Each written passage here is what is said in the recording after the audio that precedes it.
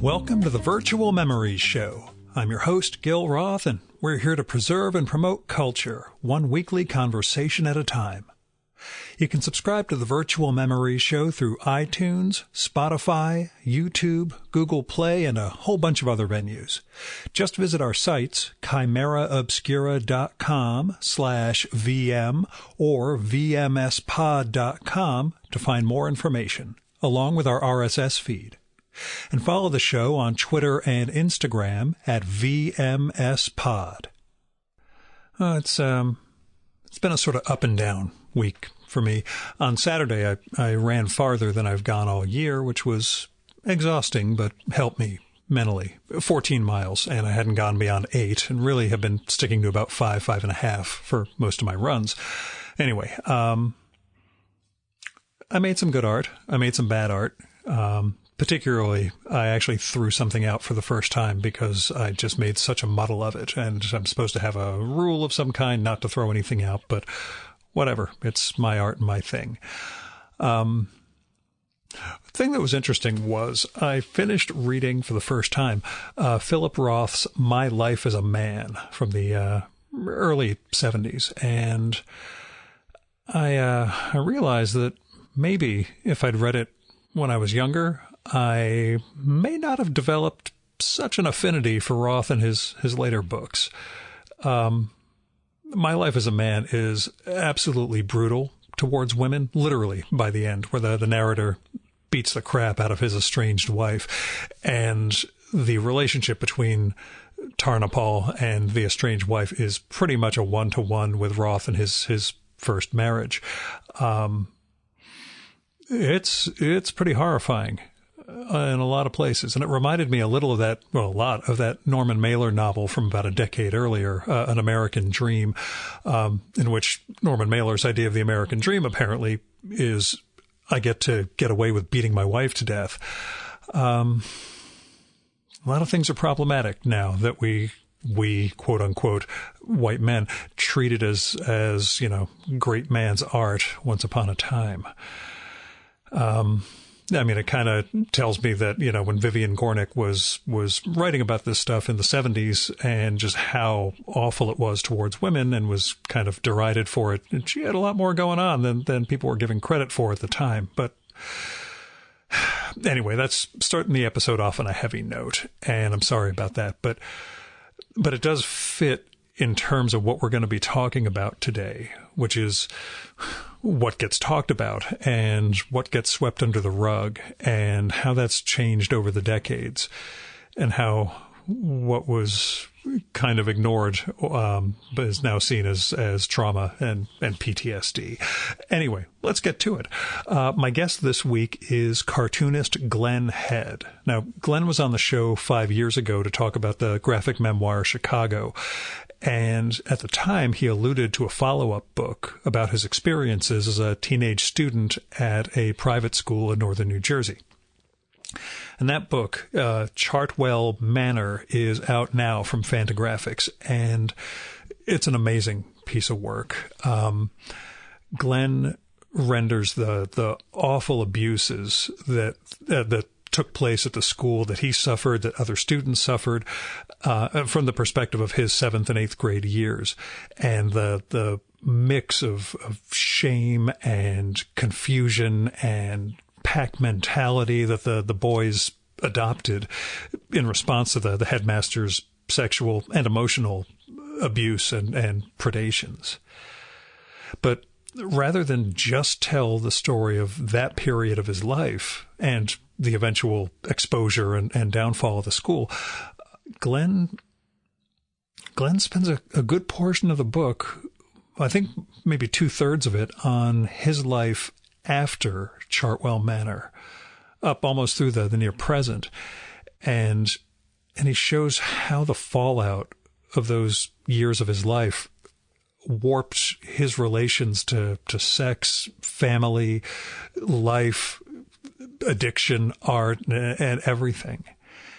And he doesn't pull any punches in rendering his own flaws and bad behavior. He doesn't use his abuse at Chartwell Manor as a get-out-of-jail-free card or anything like that. Instead, he really renders the the complexity of his life, of our lives, really, and the choices and compulsions that we don't understand, and the lengths we have to go to in order to break free of our history or even understand the patterns that we keep making. And the story of his adulthood gets interwoven and compared with some of the other students of the school, one of whom really helps to bring down Chartwell Manor finally and get the headmaster exposed and jailed. But we also see, like, as rough as Glenn's adult life becomes at times, you get the realization that he made it out okay in comparison to some of the others who were even more shattered or fell, into much worse behavior and saw their own lives destroyed. And you realize that none of these children should have had to suffer what they suffered at the school, and certainly not in the guise of toughening them up or anything. Anyway, I'm just talking about the content of the story and its emotionality. The artwork is absolutely amazing. Glenn does all this in his fantastic graphic style, which harkens back to the original underground cartoonists who we talk about as his idols during this conversation. And his artwork and visual choices, they fit perfectly into the needs of the story, like not just showing the reader, quote unquote, what happened, but conveying a sense of who Glenn is, who the narrator is, and what art would ultimately come to mean for him. Now, all of that said, based on this subject matter, Chartwell Manor may be triggering for some people. It is emotionally devastating and an important piece of memoir. Also, as we talk about in the conversation, it's good to reread Glenn's previous memoir, Chicago, after Chartwell Manor. At least that's what I did, because there's a sense in which Chicago and the dissolute life that Glenn represents there becomes deeper in response to the history that Chartwell Manor fills in. We learn a lot more about what informed the guy who was making those awful decisions in the memoir that takes place later. Anyway, both Chartwell Manor and Chicago are published by Fantagraphics, so go check them out. Now here's Glenn's bio. Born and raised in Madison, New Jersey, Glenn Head fell in love with underground comics while attending boarding school and has been involved with them ever since. He is a Harvey and Eisner-nominated editor of 2 comics anthologies, Snake Eyes, co-edited with past podcast guest Kaz, and Hotwire. His solo work includes Avenue D and his graphic memoir Chicago, both published by Fantagraphics. His new book is Chartwell Manor.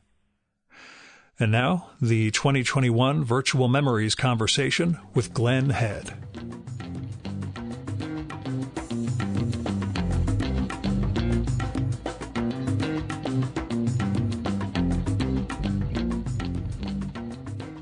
So, when did you feel you were ready to tell the story of Chartwell Manor? Because you talked about wanting to, or starting to work on it when we recorded like 5 years ago. Yeah. When did it become something you felt you could do? I actually think that I felt like I could do it and was leading up to it pretty much when I finished Chicago. And I think, in actual fact, because I've been thinking about this a lot, I get asked if this was difficult to do, right? To draw this kind of book. And in actual fact, the truth of it is, as I look back on it, my memory of it is that the hardest part of actually doing this was not what was emotionally demanding, but what was artistically, creatively demanding, what it would take out of me to, say, draw children, stuff like that. Because I had actually tried doing this book a couple of decades back, and I didn't have it in me to manage that kind of thing yet. And I hadn't done anything on a really vast, a big canvas. And because I had done that with my previous book, Chicago, and managed to make that work, I realized what a bigger canvas might look like, and also ultimately how necessary it was for this particular book. So it was really after I finished that book and grasped the nature of the challenges of working big, working on a graphic novel, and drawing, say, not just the experience itself of being at this boarding school run by a serial pedophile, but the time following that. So I was looking, in other words, at a really wide scope, and I hadn't done that before. And it was the challenge of drawing that and being able to get a handle on that more than it was the emotional stuff. The other thing is that, in fact, being at that school, I was seeing even then, as I was there, that this really looked like material. I mean, the school itself, it was actually in two locations. Where I first went, it was, I believe, in Basking Ridge. And at that point, the school itself was referred to by the headmaster and the students as the Castle. And the one that it then moved to in Mendham, I've kind of conflated the two to just being in Mendham, but the one in Mendham was referred to as the Mansion. So they both had this like Gothic vibe to them, especially the first one. The first one was amazing. It had these kind of thatched roofs and turret rooms and towers, and it just really looked like something out of Hogwarts or something like that. It really had that vibe to it. And so being there, even at the age of 13, and being into the kind of stuff that I was into, like some horror comics and monster magazines and things like that were cool and creepy, it often kind of put me in a fantasy state where I could imagine vampires and monsters right around the corner in this weird atmospheric place. So being the kind of kid I was, and also already drawing at that point, and that being the first of, say, my sort of artistic identity, because I was drawing a lot and kids liked my drawing, it sort of was chewing at me even then as something like, you got to draw this. You know what I mean? Yeah. So was there ever a thought of, was there ever a thought of approaching this as fiction rather than memoir? Yeah, it's a good question.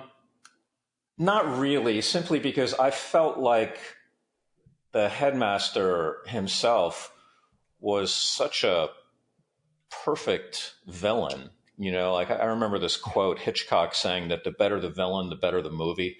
And I sort of thought of Lynch as this larger than life evil cartoon figure. He had these qualities about him that made him something that you'd want to draw, because he was, like, as I say, larger than life and sort of charismatic and pompous and florid in his speech patterns, and plus which I have a really good memory, and I remembered exactly all the turns of phrase that he would use, that he would throw into the middle of a sentence, like, quite candidly, lads, and things like that, that struck me as so peculiarly British that I really wanted to draw him in all his demented glory. I felt like it was definitely the best way to go, to just draw it straight. I'd read a book that really inspired me, the Patrick Melrose novels. That oh gosh, yeah. I might be recording with the author in a couple of weeks. I'm working with the publisher. He's got a new book out, Edward St. Aubin. I'm sort of hoping to get him because, you know how good those books are. Well, those books were awesome, and they were really an inspiration when I was doing Chartwell Manor, because he was able to go into really sordid detail and still keep the story really flowing and really being a very moving story. I kind of felt I was going to say, and the father figure is such a vivid character. And much as you're describing Lynch, it's that same thing with that figure is so magnetic. It's amazing. Right. And my feeling was that perhaps the assault in that, because the kid was like 6 when he's like sexually assaulted, was just so much that he may have needed to create that distance of inventing a character. And then he also, because he was working in that way that he was, which was, I guess you'd say, fictionalized, he could then move the narrative voice around so that it wasn't a first-person narration. So you'd see all these things happening with other characters. That also allowed for it to be a sort of stinging social satire on the British upper class. So he was able to really move the camera around, so to speak, in the way that he did that. Anyway, I really admired that book, and I thought it was terrific, and I could see the value in working in that respect. I just felt like the best approach I could come up with for this and the best way to tell it was essentially about as straight as possible via the lens of my own cartoony drawing style, which is, a sort of comic book realism that is at the same time sometimes hyper real and sometimes surreal. So, yeah, did you ever feel that degree of challenge with it? Squaring the cartoony style and the more realist one with the sheer heft of the story you were trying to get across? Well, I just I felt like it could move. I feel that my style is strong enough that I could move from one sort of approach of say psychedelic cartooniness when, for instance, my character as a teenager is driving drunk and on PCP and just completely flipped out on the drugs that he doesn't know he's imbibed. And I had a ball doing that. That was really a blast drawing all that stuff. Yeah, that's exactly the section I was thinking of. So, yeah. And I really enjoyed moving it through those paces because most of that chapter, his teenage years, it's mostly played pretty straight. The back and forth he's having between him and his parents about what went on at the boarding school and stuff that's going on at that time in his life. And I wanted this kind of radical shift to this kind of nightmare psychedelic drug experience. And then back, because after that, he comes back home and he has it out with his mom, Yeah, there's a passage with the mother that I sort of consider the center of the book where she's trying to say the past doesn't own you and your character is trying to explain what actually happened that she just doesn't want to hear. And that question or that tension lingers throughout the last 2/3 of the book. How much of the past shapes Glenn and who you end up becoming. Right. Yeah, that was the idea. So I'm glad you saw that. That was meant to be like the essential problematic feature in the story. Like how I often look at this is that Lynch is actually not the main character in the story, which people might not see. That's how I see it. I see him as simply the catalyst in a family drama. And the family drama, as you say, is really central to what you just mentioned about, the mother character not being willing to hear it and my character's struggle to deal with not being heard. That's the book. You know what I mean? That's the struggle. It's also the struggle of my character to face the material, like you can see what's happening in this book at the first page, because the very first page of the book, right after that George Orwell quote that I told you I was going to use. I did know that the future was dark. That was by far the deepest conviction I carried away. But we know what you're going to suffer in those, in the middle school. What you have is the close up of the drawing table and this drawing of Lynch. And at various times throughout the book, my character is like, am I going to do this or am I not going to do it? You know what I mean? So it's that's the struggle too, to face the stuff creatively, to, and look at it as unflinchingly as they say, as possible. Now, how do you look back at your first memoir, Chicago, in relation to this? Does it feel incomplete in terms of presenting a Glenn for whom all of this is still under the surface? And for whom, because again, as you show, the rest of your life was shaped by those years of experience at Chartwell or with Lynch. Going back and looking at Chicago, it's still a really strong book on its own, but it's one of those, you're seeing all the undercurrents and the tensions that are raised in the following book makes you look at this one differently. Yeah. So, do I feel like Chicago is more incomplete? Is that the question? Or? I guess, or how do you look at, the self you represent there, and then the self with, the deeper secrets, I guess, that come through the new one. Yeah, I guess the way I look at that, I once came up with this metric of how memoir works, and it's that in a sense it's something like a striptease, and that if you're doing it right, people will stay riveted, they will watch, they will read, they will want to see where this is going to go, right? If you do it wrong, you're just a flasher and you freak people out. You know what I mean? People are like, get out of here with that. And that's what comes to mind here because, see, I knew I was going to probably do Chartwell Manor probably after Chicago. I did. But the point of this is that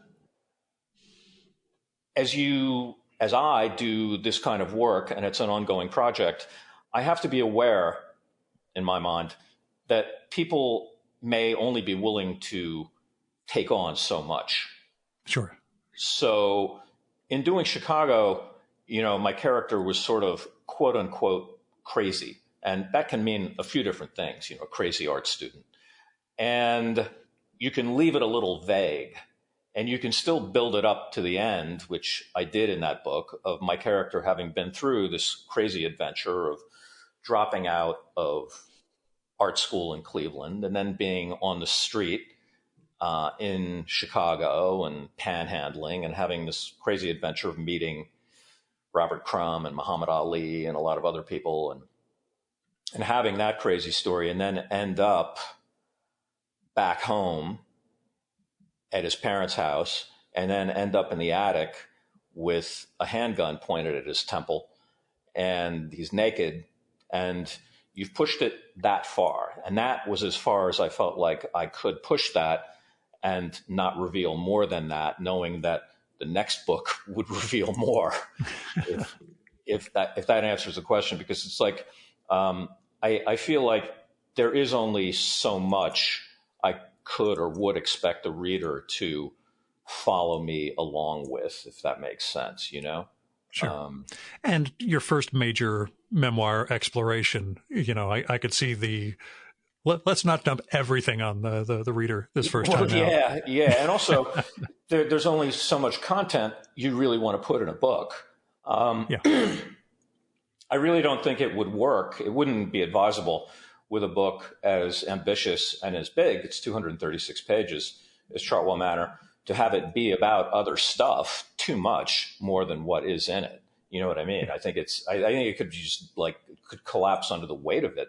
And, the book is heavy enough as it is in terms of dealing with these subjects of pedophilia and human sexuality and its consequences and, just behavior and family, that this was really the central ingredients of it, having boiled it down. And as I say, it's still over 200 pages, having boiled it down. You've got my character, you've got the headmaster, you've got the kids from the school who appear later on in the book. And then, of course, you've got my parents. So I wanted to keep it really on that subject, Right. I get you.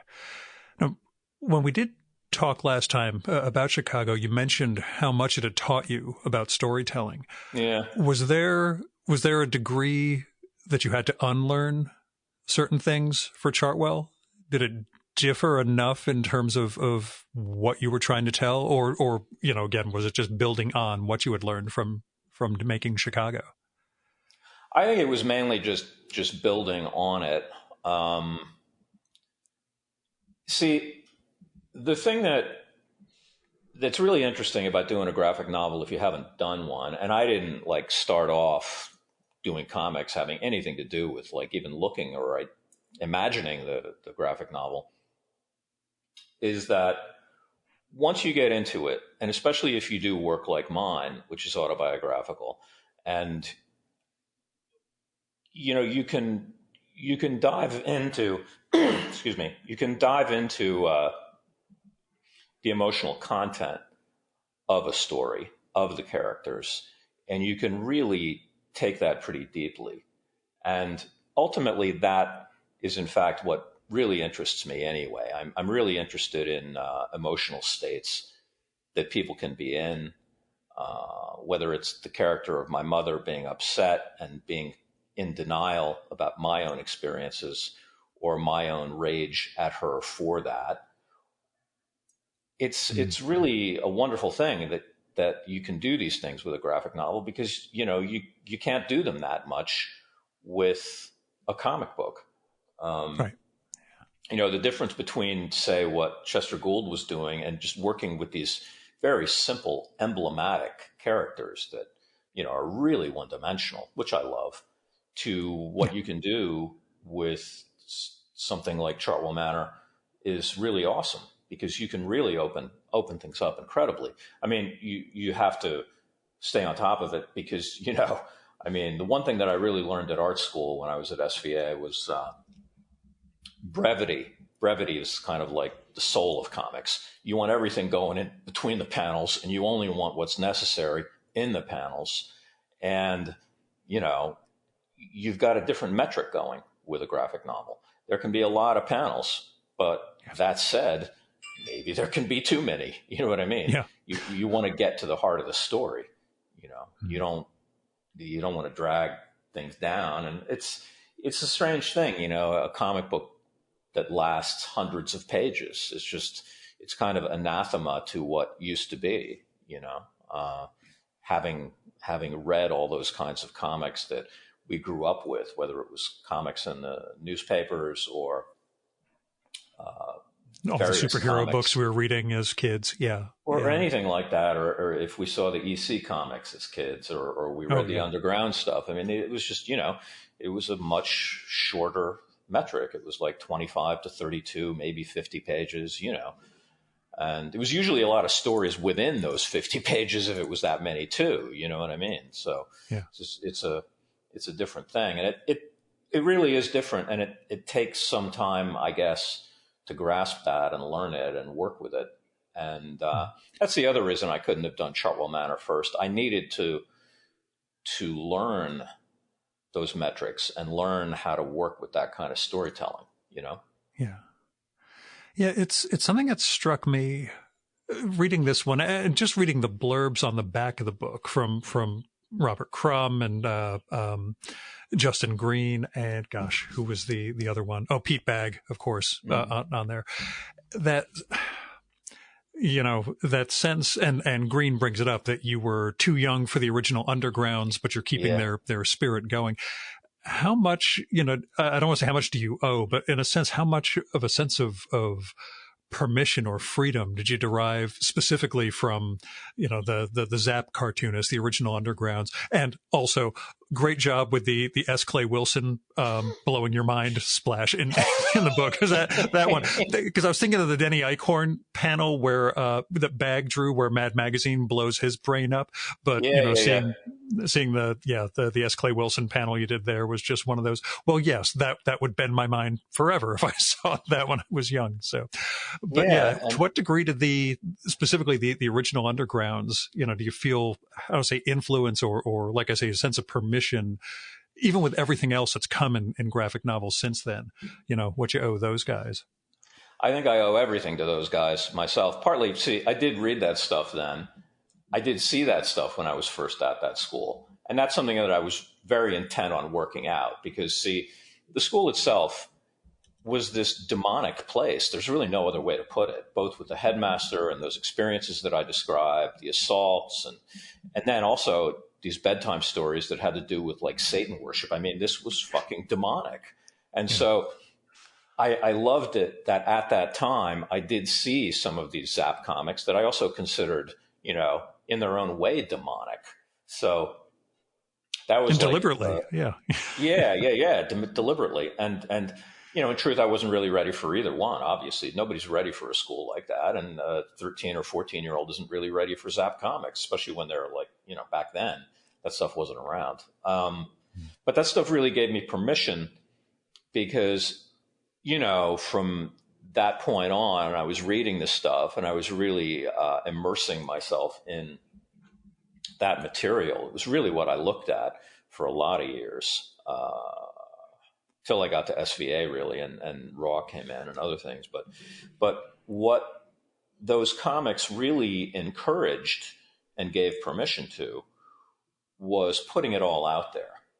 And even, you know, getting me to consider what it means, say, what underground comics actually meant outside of, you know, just looking at it as this hippie movement where these things ended up in head shops. And what it did mean to me with a lot of these artists like Crumb or Wilson or Rory Hayes, and later maybe Mark Beyer, but, you know, also Justin Green and some of these artists that were Phoebe Gleckner really willing to go there, was a kind of excavation, you know, a real willingness to dig around in there and see what's there and then expose it and take that risk. And I owe everything to those guys for that, because that's what they did. And they did it and showed not only it didn't kill them, but it could also lead to their best work, you know, which I really believe, you know, in terms of like when I look at Crumb and I think of all the different permutations he was willing to put his work through, you know, how like when he was working earlier on and he kind of hit one milestone with Fritz the Cat, which was kind of like a Walt Kelly style comic. Now, a lesser great talent might have just stayed with that particular approach and worked it out for decades. But instead, he soon after that took on another approach from being around the Zap guys and really pushed the envelope into X-rated territory. And from there, did what I consider his best work, which is the autobiographical stuff. So he was always willing to change. He was always willing to develop. And that is another thing that should be really inspiring about those artists, is that at their best, like Robert Crumb, there was a great willingness to try a lot of different things. And so I look to them for a lot of that, and really taking risks though. I mean, it was a great period of risk taking, you know, and that's really essential. If I'm going to work in this kind of medium, I have to do that. I can't just attempt to try to be an entertaining cartoonist. I've got to be doing something where I'm risking everything, you know, for it to be worthwhile to me, you know? That's what I wonder. Is the risk more personal in this case? Because those guys were literally risking legal action with some of the comics they were making at the time. But it is. I suppose it's more personal. I mean, the work that I really love, like Justin Green or Phoebe Gleckner or some of Crumb's stuff, there's a lot that's risked personally. Sure. When those artists did that work. And yeah, the more personal it gets, the riskier it is, because you can't know how people are going to react to you when you do a book like this. You know what I mean? You can't know it in advance, because your main objective while you're doing it is to just tell it as truthfully and honestly as possible, and trying to get out of the way of the story. Otherwise, you're definitely not thinking, is this going to make anybody laugh, or is this going to be entertaining to people? Exactly. Those are other metrics that are involved in comic book storytelling and drawing. And I know them, so I work with them, but you can't know, You know what I mean? So, and I love that. I love the idea of throwing caution to the wind while you're making art, and how far are you willing to take it, When it comes to story, how much editorial involvement do you have? Do you bounce ideas off people, or this is how I'm thinking of staging it? And, do you think it goes well? Do you think it needs work? How much before you've actually drawn and laid out a comic, I guess? Well, basically, I've got the best editor I've ever had in my wife, and I don't show my work to anybody else. I would show it to Eric Reynolds at Fantagraphics as it's progressing, when I've completely nailed down, meaning tightly penciled different chapters, and I was sending him some of it along the way. But in terms of its developmental stages and getting feedback, it's really my wife, and she's a terrific writer and teacher and editor, and I can show her stuff, and we could really work it out. She wasn't writing any of it, but she could tell me there were things towards the end of the book that she did tell me, just rewrite this. You know what I mean? Yeah. And I trust her well enough to know, and she can back it up. This is the kind of thing, like, I never have a problem with anybody being opinionated, by the way. I think it's great. I don't think there's enough of that in the world. As long as you can back your opinions up and you can explain why this works, this doesn't, then that's terrific. And so, yeah, she was, I think, very helpful, actually, with both books, with Chicago and Chartwell Manor. And yeah, I can look to her for a lot in terms of being really certain that the story is exactly where it ought to be, Yeah. Now, when we talk about that Orwell essay, such were the joys, he wouldn't let it come out, I think, at least until after his death, possibly the deaths of either the headmaster or his wife at the school that Orwell was writing about. Did you wrestle with any of that in terms of publishing this, in terms of the harm inflicted on the living or the dead sort of thing? I know most of the people are gone from that generation, but what from what, like, the headmaster himself and oh, yeah. In truth, he'd be the least of my worries or concerns. I mean, he's already done time, and plus which, he's dead. His wife is dead. There's still a court case going on regarding ill-gotten monies from that school, which was, as I point out in the book, not simply a place that the headmaster, who had put together for sex crime reasons. It wasn't just sex crime. It was also financial malfeasance, because there were no teachers at the school. They were all just people who were brought in to play fake being teachers. So, anyway, they're gone. And so I don't really have any worries about that. Regarding some of the students in the book that I drew, all their names were changed with the exception of one who I got permission from, and he was cool with it.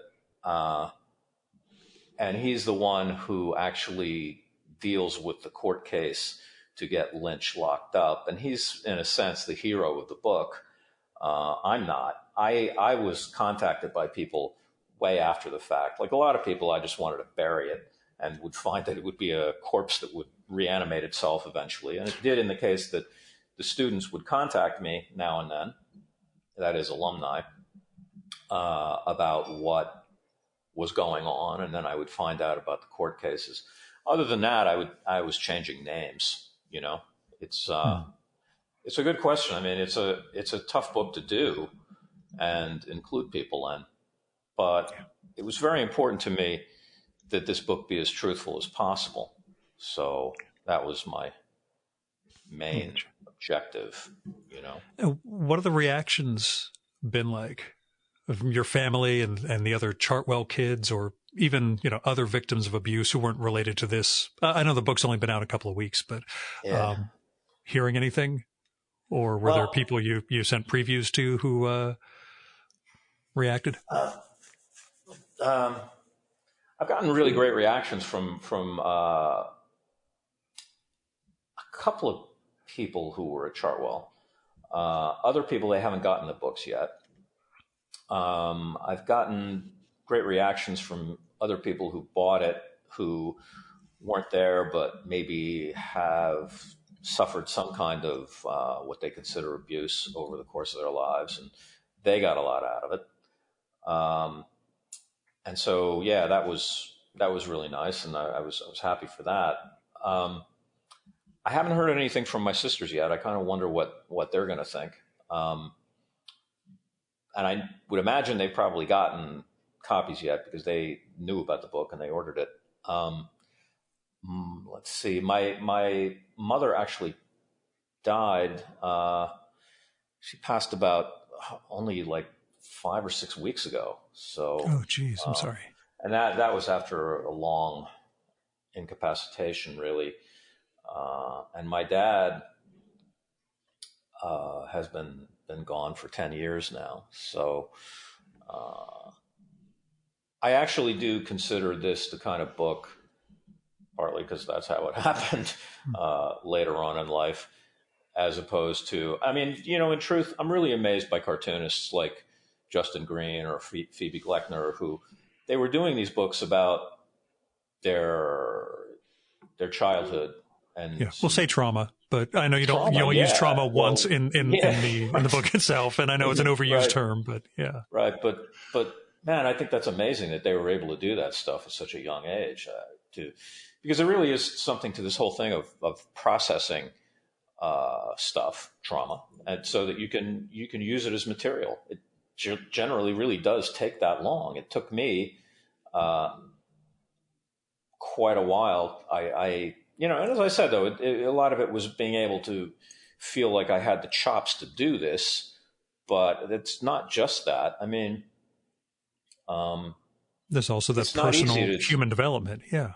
It's not easy to put this stuff out there and draw it. Somebody said this, I think it may have been Phoebe Gleckner, that it's one thing to write down all the things that have like happened to you. It's yet another thing to actually draw them, And I can see that very clearly, drawing some of the things that I draw happen to me and happen to other kids is really making it real, in a different way than if I had just been writing it down. Do you know what I mean? Yeah, sure. I hate to ask, was there some catharsis behind actually drawing it? But was there some catharsis behind actually drawing it? Did you feel any more power or control over all of this, in that process? Or was it already, was the act of just writing the story and knowing you were there enough? Did you get closure, quote unquote, from actually making it? All those words, I know. Oh God. Yeah. Yeah. Okay. I would say that I did attain a feeling of power over it from having done it, and probably while doing it, because the interesting thing that I haven't mentioned is that drawing this book was actually very enjoyable. It took 5 years to do, and I was working on it nearly every day of that time. And I just really enjoyed it. It didn't wear me out. If anything, I felt kind of enlivened by it. And so that was empowering, another one of those words. Yeah. And then there's the other fact of it, which was that if you do a book like this, there's some part in your psyche, in your consciousness, that's hearing these voices of other people. It's kind of saying, are you sure you want to draw this? And so when you do draw it and complete it, and on top of that, put it out there, that's a real empowering thing, because you have pushed through that resistance and nothing stopped you from telling your story. So that in its way is really cathartic. And it also relates really directly to this whole thing you asked about earlier, which is, being an underground cartoonist. And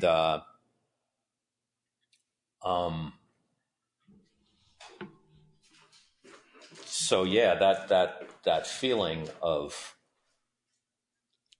not letting anything stop me was very cathartic. Mm-hmm. It kind of means, you can't be bossed around by anybody if you're going to do it. If you've decided you're going to do it, and then you do it. Yeah. That's a weird question. But, given that she appears in both of your books, Chicago and Chartwell Manor, did you talk about your abuse with your daughter, either before you got the project going or just as part of upbringing and everything else? I don't know if it's a warning thing or how. Not having kids myself, I wouldn't even imagine how to approach this, but is it the sort of thing that you discussed what happened in your youth with your kid? I did, yeah.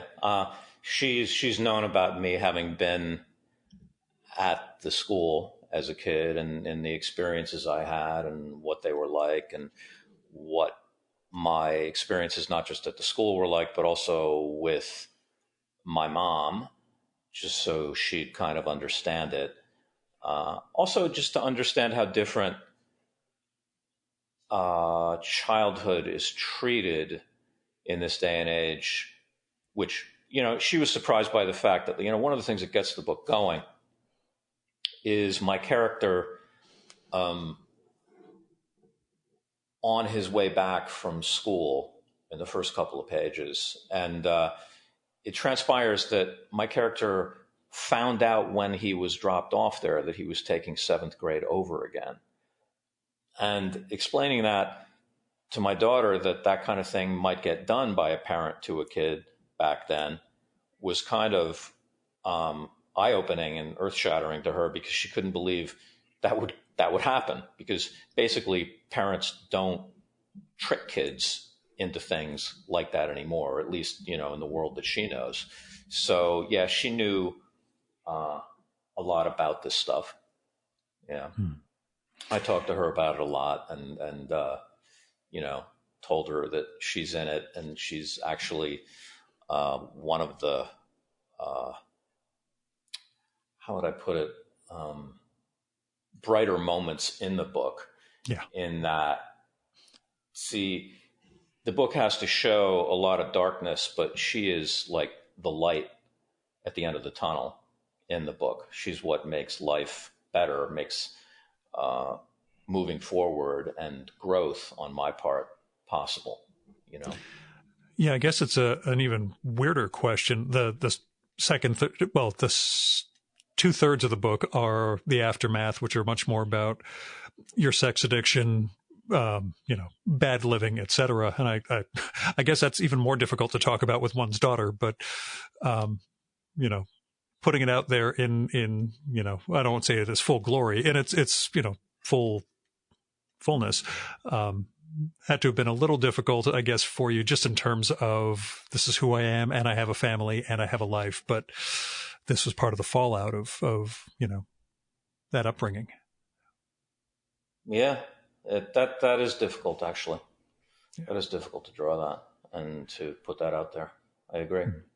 But serves your purpose of not making yourself out to be the hero by any means. So. Oh yeah, well, there's no. I don't know. I can't get with anything like that. I just don't understand. I don't understand the very idea of doing memoir and trying to make yourself look good. I mean, the idea isn't. I'm not, like I say, I'm not trying to make myself look bad. I'm not trying to make anybody look bad. I'm trying to. I don't know. I mean, my whole interest in comics and autobiography, especially the comics, as I say, that I grew up with, that inspired me, is to kind of show the dirt that's under everyone's fingernails. You know what I mean? To capture that and not look away from it. Yeah. That said, your depictions of sex addiction meetings come off as much more ambivalent than AA meetings and the like. Right. The only experience I've had seeing any of this is that show Blunt Talk that Jonathan Ames did with Patrick Stewart, where he shows up at a sex addiction meeting, clearly on the make for potential girlfriends. Yeah.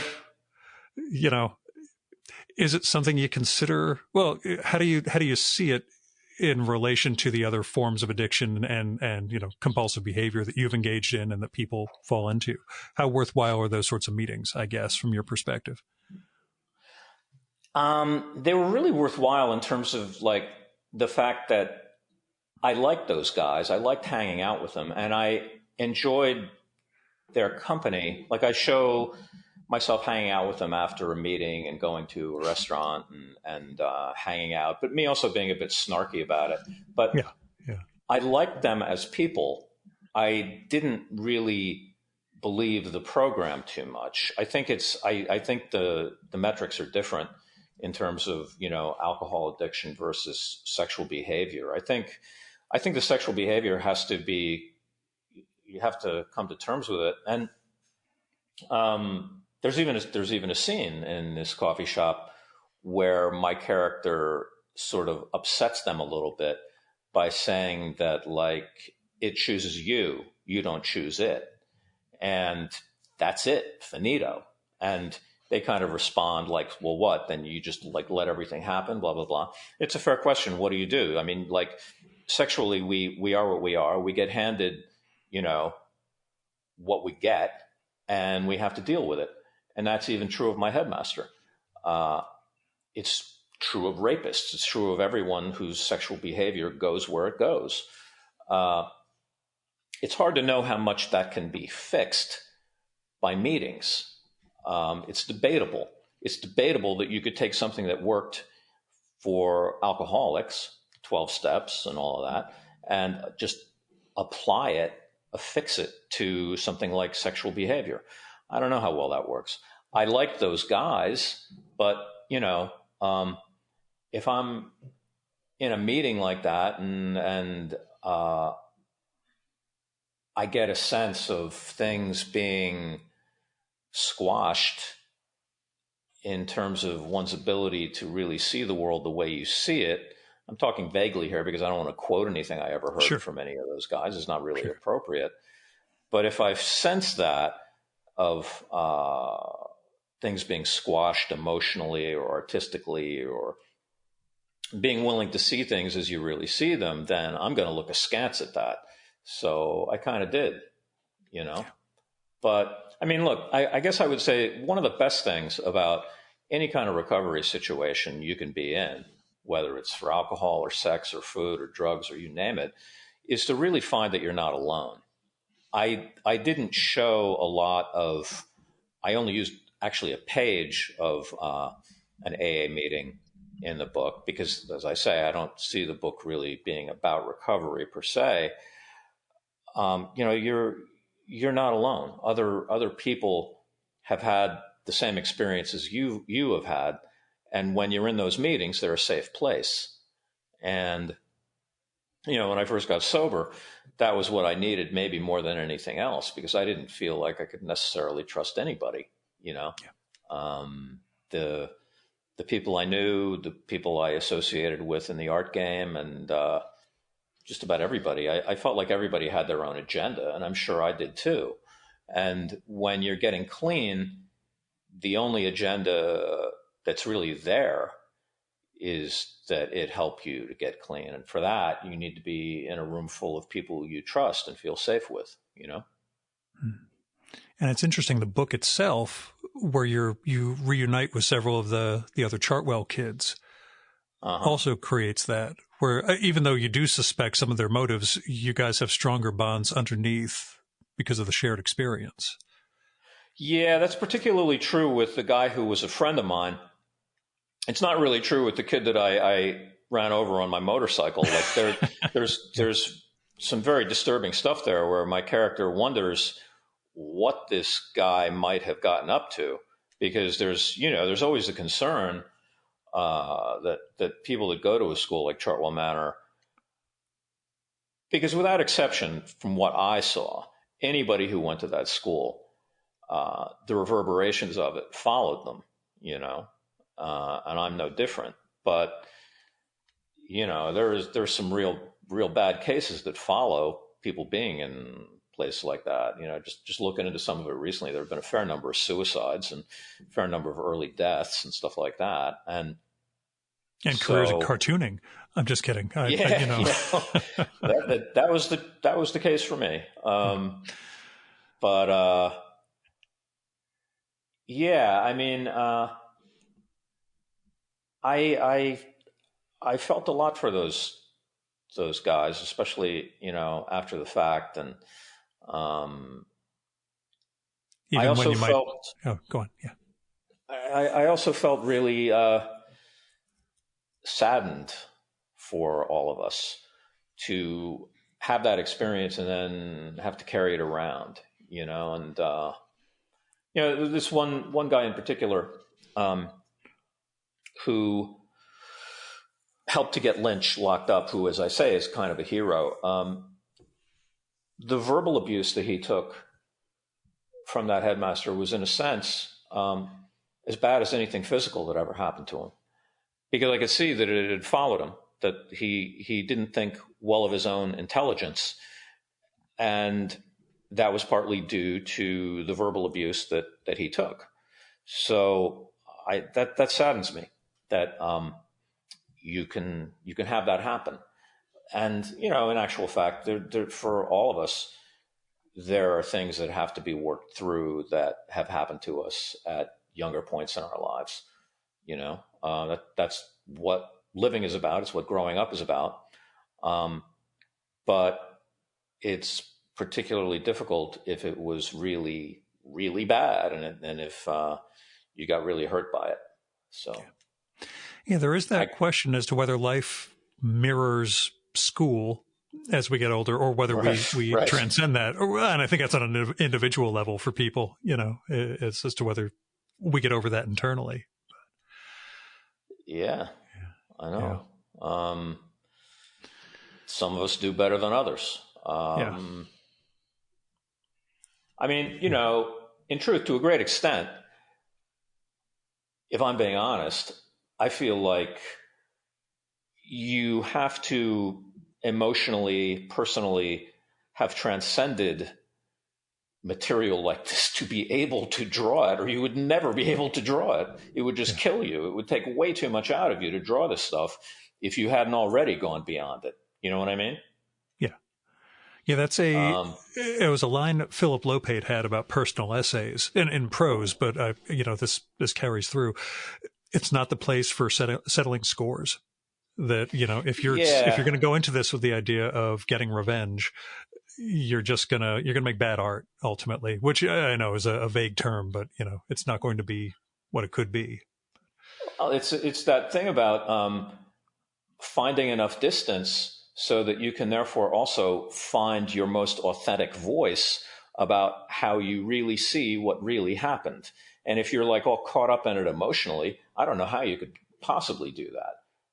It would be, you'd be stuck on all those kinds of things. You wouldn't be able to let the story breathe, find its own life, is what I think.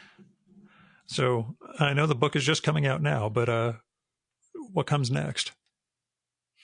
Well, I only ask because when we did Chicago, you were already at work on this. So I feel like it's safe to ask you what the next project is, or at least what you're thinking of, Yeah, I am, in fact, hard at work on it. And, this thing that I was going to mention earlier about COVID. See, what happened a year and a couple of months ago, the March before this last one, was early on, I got COVID. And at that time, they didn't even have tests for it for everybody. So it wasn't even known that I had it. Yeah. And so that was around the time of everything shutting down. In actual fact, I had finished Chartwell Manor, at least the book itself, not the covers, things like that. But the book itself was done by then. And then it was like everything ground to a halt. Nobody knew what was going to happen with publishing or Fantagraphics or anything. So that was a real scary time. And that's when I started the next book. And I've been working on it for over a year. And what what that book is about, it's also very personal. It's if anything much more intense than this book.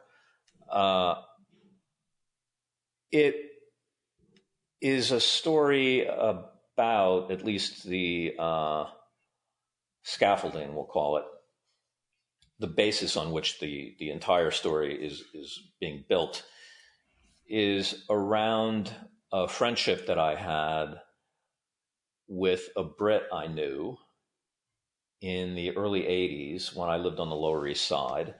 And he was over here illegally. And we became good friends. And the friendship, I was 23, he was about 20, 21, was a little mixed, as, young friendships often are. And, but he was working in construction. I was at art school at SVA, studying comics. And we'd been friends a couple of years. And I had moved out to Brooklyn to where he and his girlfriend was. And I moved out there with my girlfriend. And we're living above a topless bar. And shortly after I moved, he was killed in a construction accident. And he had just turned 21. And that's, as I say, the basis on which everything else is going to get built, and all the themes and other things that happen. And it's very personal. It's a different kind of story than this, in that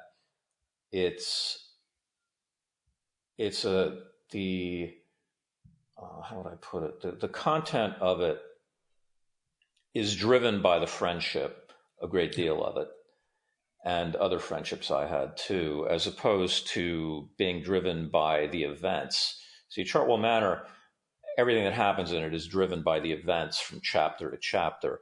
And it was really interesting to me to begin working on something that the narrative is driven by the relationship and how we got along or didn't. And then, of course, my reaction to his death and the emotional fallout of all of that. So, and I'm really fascinated by brother stories, which is what this story will kind of be about. The movies that I really like Mean Streets or Rumblefish or Fight Club. These are all movies about brothers and how they fight and how they get along and how they don't and all that. So it's very exciting to me to just work out something that is about those kinds of interactions, telling the story. And maybe informs why those things matter to you as much as they do. Yeah. Yeah, because there's that whole chicken and egg thing about this stuff, which is why I don't explore too deeply into my own life, because I'm afraid of all the horrible patterns of behavior I'm really going to find when I look in there. I'm kidding. I'm paralyzed by that on a daily fucking basis, but I just don't express it to anybody else. Oh, man. Now, was it a book that, did you begin it, during the COVID time, or was it something you'd been considering working on prior to that? Oh, I knew I was going to work on it. And you found yourself with time on your hands. Yeah. Yeah, I did. And I really wanted to work on it. I don't know if any cartoonist will tell you this, but I will. That, like, the best part of comics is when you're in the middle of the project and you're running with it and you're filled with adrenaline and you got it the way it's going and it's happening. So you get that even more with a graphic novel because it's more ambitious. So it's a big thing to be working on. And as soon as you're done with it, you're like, holy shit, now what? What do I do? Yeah. You know what I mean? And that comes up for me with artists in every form, that it's the... I'm sure it does. Yeah. I'm sure it comes up, with filmmakers where they're always looking for that next movie they want to make. And, they got to deal with getting funding for it and all this kind of stuff. But it's a similar thing. And then you've also got to get that last book out. You've got to deal with that aspect of it, Yeah, how weird is it not having cons and festivals and all that for you? I mean, there's just in terms of publicity on the one side, but just as far as your personal calendar goes every year, to not have CAB and the other things that we would it's real weird. and it was like a bummer that like when I went out to Desert Island that Gabe was like, we're not doing any events, man. We can't do a signing for your book. So that was just, the way of it. And you just had to get on board with it and make it work as much as possible. So yeah, it's weird.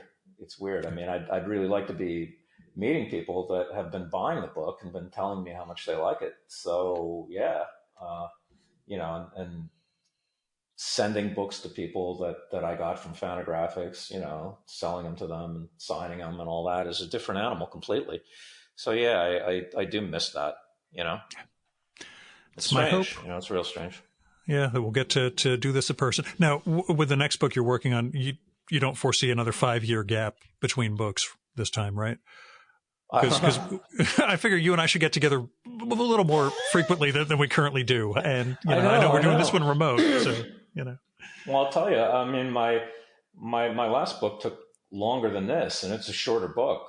Chicago was like 160 some pages, and but I was finding my way with it. I hope the next one goes quicker. I've got to get back to work on it. I mean, as it is, when a book comes out, you really like right when it comes out, which Chartwell Manor just has. You can't really involve yourself as much in your own work and drawing as you'd like to. You know what I mean? But yeah. I'm going to get right back to it within a couple more weeks, most likely. Oh, well, I'll give you a head start on it now. I know it's Sunday afternoon, so you might get a little time to at least contemplate where the story's going. But Glenn, thanks so much for coming on. I enjoyed Chartwell. And like I say, next time we'll do this in person, whether it's New Jersey or out in the city. We'll figure it out. Sounds good. Sounds good.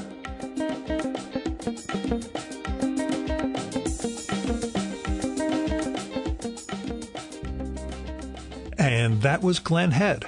His new book is Chartwell Manor from Fantagraphics. It's an extraordinary piece of memoir, so I hope you'll give it a read, as well as his previous memoir, Chicago. And you can find Glenn's site at glenohead.com, which is GLENNOHEAD.com. But that hasn't been updated in a long time, so it's better to follow him on Twitter, also as Glenn O. Head, all one word, and on Instagram as Glenn Head Comics. And despite his affinity for the undergrounds, comics is actually spelled COMICS, so no letter X. Now, you can support the Virtual Memories show by telling other people about it, and by sending me postcards, letters, emails, or by leaving a message on my Google Voice number to tell me what you like and don't like about the show, who you'd like to hear me record with, what movie, TV show, book, music, comic, whatever you think I should turn listeners on to. The number is 973-869-9659. I don't pick it up. It goes directly to voicemail, so you don't have to worry about getting stuck in a conversation with me. And messages are up to 3 minutes long. So if you have a lot to say, call back and leave a second message. And if it's okay to include your message in the podcast, let me know. Now, if you've got money or other resources to spare, then I hope you'll support individuals and institutions in need. You can find people through GoFundMe, Patreon, Kickstarter, Indiegogo, and other crowdfunding sources. And if you're looking for somewhere to start with institutions or foundations, I give to my local food bank as well as the Poor People's Campaign, but there are lots of other ways you can help the world. There are freedom funds, election protection funds, political contributions, depending on your needs. There are a lot of different ways that you can help people. So I hope you will. Our music for this episode is Fella by Hal Mayforth, used with permission from the artist. You should visit my archives to check out my episode with Hal from the summer of 2018 and learn more about his art and painting. And you can listen to his music at soundcloud.com/Mayforth. And that's MAY4TH. And that's it for this week's episode of the Virtual Memories Show. Thanks so much for listening. We'll be back next week with another great conversation. You can subscribe to the Virtual Memories Show and download past episodes at the iTunes Store. You can also find all our episodes and get on our email list at either of our websites, vmspod.com or chimeraobscura.com/vm. You can also follow the Virtual Memories Show on Twitter and Instagram at vmspod, at virtualmemoriespodcast.tumblr.com, and on YouTube, Spotify, and TuneIn.com by searching for Virtual Memories Show. And if you like this podcast, please tell your pals, talk it up on social media, and go to iTunes, look up the Virtual Memories Show, and leave a rating and maybe a review for us. It all goes to helping us build a bigger audience. You've been listening to the Virtual Memories Show. I'm your host, Gil Roth. Keep reading, keep making art, and keep the conversation going.